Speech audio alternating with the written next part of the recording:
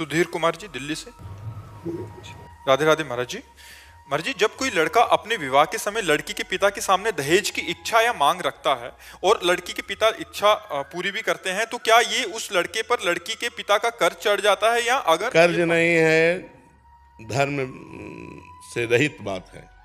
ब्याह सुयोग्य कन्या, सुयोग्य वर देख करके तय किया गया, ब्याह हो गया।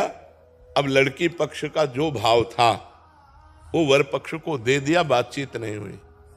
कहीं भी हमें शास्त्र में नहीं लिखा मिला कि उन्होंने हमसे कहा कि हम इतना इतना इतना देंगे। वो कन्या दी, उसके साथ जो उनका भाव रहा, वो चाहे 1000 सोने के रथ, 1000 हाथी, ये वो दे दिए।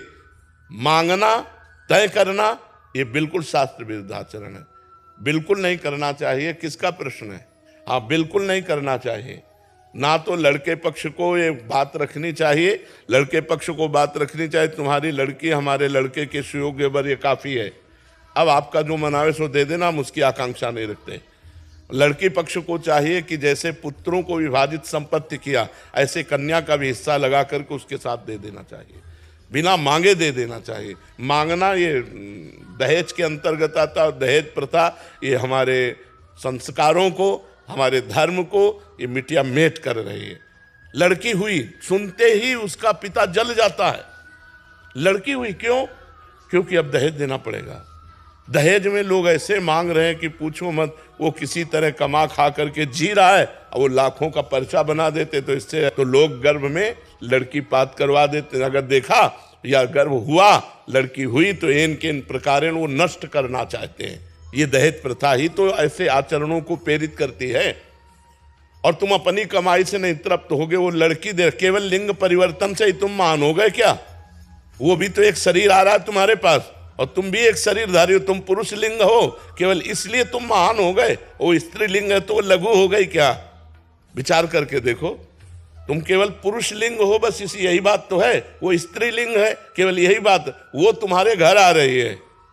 ब्याह का तो मतलब है कि जो पान फूल बने वो हम आपके चरणों में समर्पित करते हैं, अपनी बेटी समर्पित करते हैं, आप आनंद से गले लगा करके उनको विदा किया, ये बात रही। और ये दहेज प्रथा जब तक रहेगी हमारे समाज में कलंक है, कैंसर है ये, जो लड़कियों के अस्तित्व को मिटाने वाली है, जो लड़की के प्रति हे भाव पैदा करने वाली। और ये लोग नहीं समझते कि आज हमारे राष्ट्र की प्रथम पुरुष राष्ट्रपति लड़की ही है। और आज बॉर्डर में सेना के साथ जोड़ पे जोड़ कंधा मिलाए लड़कियां खड़ी हैं। लड़कियां कोई साधारण समझते हो, दैवी शक्ति है।